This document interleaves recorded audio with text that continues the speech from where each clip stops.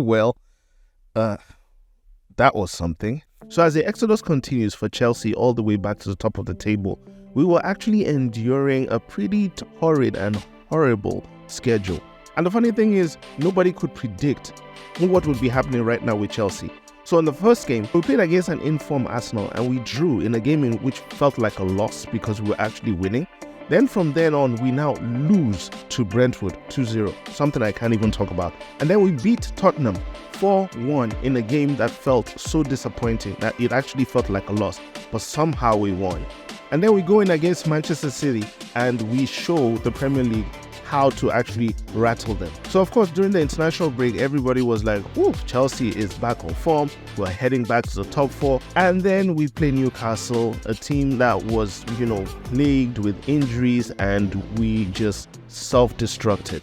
And the sad part about it is that we self-destructed against a team that is actually good. If we had self-destructed against a team that was actually mid-table at the bottom and we lost, it would be an issue. But the thing is, it was against Newcastle. That is not a team you self-destruct with. So if you look at most of the goals, they were actually through the middle. And who do we blame for that? Badiashile or Thiago Silva? The first ball, Isak literally had time to pick the ball, turn around, and kick it back into the net. The second goal, Badiashile was sleeping again and it got headed straight into the net. The third one we can't even talk about because Thiago Silva, I guess, even the best make stupid mistakes, even though he's done it the second time now. And then the last goal just happened and, we were a man down and it just happens. But the interesting part about this is the self-destruction was just crazy.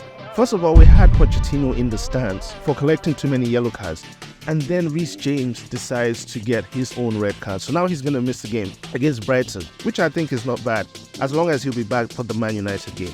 But then on the other side, we also have Cucurella, who is out. The guy literally could have escaped, but for some reason, he decided to go back and talk to the ref and get himself disqualified for the next game. So the next game is going to be interesting because now we're going to have Gusto and probably Ian Maatsen is going to be back.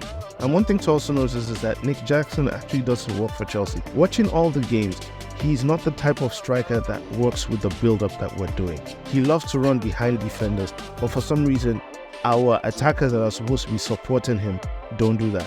When we keep looking, he keeps trying to run past, but it doesn't work. But oh well. But yeah, if you have one word to describe every team in the Premier League this season, I don't know what to say for the rest, but for Chelsea, it will be chaotic. Because Chelsea has been fun to watch, disappointing to watch, frustrating to watch. Every kind of emotion has happened while you're watching Chelsea this season. But let me tell you one thing, it has been fun. And right now, I would not even say we're going to make the Champions League. But I believe we can actually make the European League, and so that is what we should be gunning for. The problem is people are expecting too much from Pochettino right now, which is acceptable because Chelsea is Chelsea. But the reality is we cannot expect Chelsea to make the Champions League this season, maybe next season. But right now, Europa League is something that I would be gunning for because I don't even know the identity of Chelsea right now, but I know that we're going to be moving forward. So yeah, the next game against Brighton, who do you think is going to win? What do you think the score is going to be? Let me know. Thanks. So we don't have the capacity